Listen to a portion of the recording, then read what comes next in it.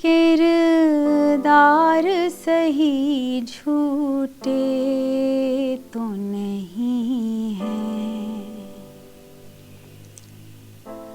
नसीब किसी के हमसे फूटे तो नहीं है।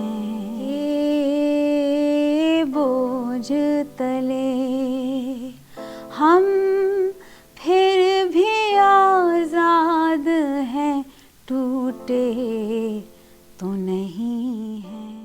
जो एक क्रॉस बॉर्डर कोलैबोरेशन है बिटवीन टू गर्ल्स, मैं और मेरी एक दोस्त आमना इकबाल। आमना इकबाल एक जर्नलिस्ट हैं और साथ में वो पोइट्री भी लिखती हैं, जो उनका हिडन टैलेंट है। तो वो मेरी दोस्त थी, तो हम राब्ते में रहते थे। वो नॉर्वे में बेस्ड हैं और मैं कराची में बेस्ड हूँ। तो एक दिन उन्होंने मुझे एक अपनी नज़म शेयर की और कहा कि देखो, मैं ये लोगों को सुनाती तो नहीं हूँ, मगर मैं क्योंकि एक सिंगर हो, तुम खुद भी लिखती हो गाने, तो तुम मुझे बताओ ये अच्छी है या नहीं है। तो नज़म मुझे इतनी दिल को जाके भाई कि ऐसा लगा कि जैसे किसी ने मेरे लिए लिखी हो। तो मैंने उस पर झट से, रात हो रही थी, कीबोर्ड खोला, कीबोर्ड पे एक ए माइनर के स्केल में मैंने एक धुन बनाई और उन अल्फाजों को एक मकसद दिया, एक मतलब दिया। और ऐसे ही मैंने फिर आमना को भेजा, आमना को बहुत अच्छा लगा और फिर हमने इसको प्रोड्यूस करके समझें 3-4 दिन में हमने इसको रिलीज़ कर दिया जल्दी से, क्योंकि हम इतने एक्साइटेड थे इस नज़म को लेके। और ये है भी एक संजीदा नज़म। सवारे हैं फ़क़त दिल हमने, सवारे हैं फ़क़त दिल, लूटे तो नहीं है, सही झूठे तो नहीं है। नज़म में हर लड़की के लिए मैं कहूँगी, अगर आप सिंगर नहीं हैं, अगर आप पोएट नहीं हैं, तो आजकल के ज़माने में जिस तरीके का स्ट्रेस है, जिस तरीके के हम पे एक्सपेक्टेशंस हैं, और औरतों के मुतालिक जितने भी मामले हैं, सोशल इश्यूज़ हैं, चाहे वो हरासमेंट हो, डोमेस्टिक वायलेंस हो, या फिर और तरीके का वायलेंस अगेंस्ट विमेन या हुकूक की बात हो, तो उस पर बहुत सारी औरतों के पास आवाज़ नहीं है ये बयान करने के लिए कि उनके क्या मुद्दे हैं, उनके क्या इश्यूज़ हैं, उनके क्या सोशल इश्यूज़ हैं। तो वैसे ये मौसीकी एक बड़ा अच्छा अंदाज़ है इस बात को बयान करने का। और आई थिंक आमना और मैं बहुत प्रिविलेज्ड हैं कि हमें एक प्लेटफॉर्म मिला है कि हम उन औरतों की भी आवाज़ बन सकें जो अपने सोशल इश्यूज़, जो भी उनके इश्यूज़ हैं, घरेलू हों, बाहर के हों, ऑफ़िस के हों, माशरे के हों, वो बयान कर नहीं पाती हैं। तो हमने बयान किया इसको कि एक लड़की है जो वो कह नहीं सकती, वो रात को बैठ के पेपर पे लिखती है। कभी कभी हम लोग एज़ वुमेन बहुत सफोकेटेड फ़ील करते हैं एक सोसाइटी में जो बहुत पेट्रियार्कल है, मेल डोमिनेटिंग है।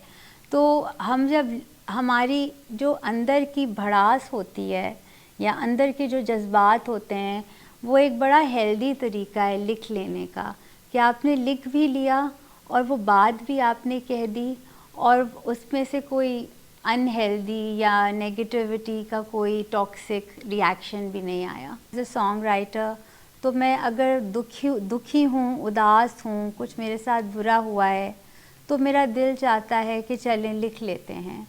तो उस लिखने में जो बात है वो अलग होती है कि जब आप सोचते हैं कि हाँ आज मैं गाना लिखने की कोशिश करती हूँ। तो जब आप कोशिश नहीं करते हैं, बाकायदा आपके जज्बात ख़ुद ही फ़्लो करते हैं ऑर्गेनिकली, तो जो चीज़ आती है वो बहुत ही खूबसूरत और मैजिकल होती है। इमेजिन करें, आमना है नॉर्वे में, मैं हूँ कराची में, जो वीडियो बना रहे हैं वो इंग्लैंड में हैं। तो कितनी आसानी से ये हो गया हमारे लिए। तो मैं बस फ़ील करती हूँ कि डिवाइन इंटरवेंशन, कि जब कुछ चीज़ें होनी होती हैं, आपकी किस्मत में लिखी होती हैं, तो बआसानी हो जाती हैं। मैं बचपन से ही एक आर्टिस्टिक बच्चा थी। जब मैं स्कूल में थी तो मुझे पढ़ाई से ज़्यादा डांस, गाना, थिएटर, इन सारी चीज़ों का शौक़ था और वो मेरे पेरेंट्स ने बहुत ज़्यादा प्रमोट किया।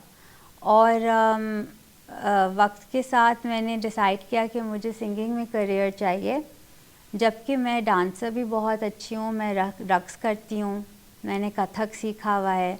तो मुझे लगता है डांस मेरा असली मोहब्बत है, मेरी असली मोहब्बत है। मगर जब उस ज़माने में मैं बड़ी हो रही थी तो डांस को अच्छा नहीं समझा जाता था, ना कोई फॉर्मल ट्रेनिंग होती थी। तो फिर मैंने सोचा कि मौसीकी से फिर जो एक्सेप्टेबल चीज़ें हैं उससे नज़दीक तरीन म्यूज़िक है, तो मैं उसकी तरफ चली जाती हूँ, मैं सिंगर बन जाती हूँ। तो सब कनेक्टेड है एक दूसरे से। अली सेठी मुझे बहुत पसंद है, मुझे उनकी ग़ज़लें बहुत पसंद है और उनका इंडिपेंडेंट वर्क ज़्यादा पसंद है। तो अली सेठी मेरे फेवरेट हैं। आबदा परवीन हो गई, वो बहुत अच्छी लगती हैं मुझे। वो तो ड्रीम कम ट्रू होगा अगर अली सेठी के साथ मैं एक गाने में डुएट कर सकूं, तो वो मेरे लिए बहुत बड़ा ऑनर होगा। अली सेठी का मुझे एक बेगम अख्तर का कवर बहुत पसंद आया था।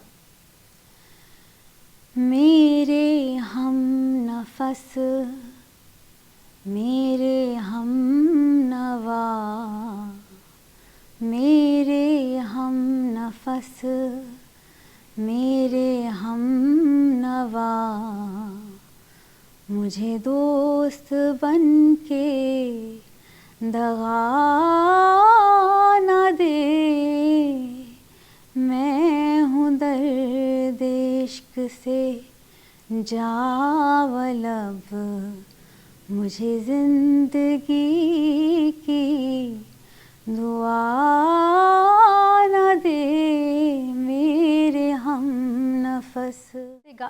10 से 12 गाने तो मैंने बनाए हैं।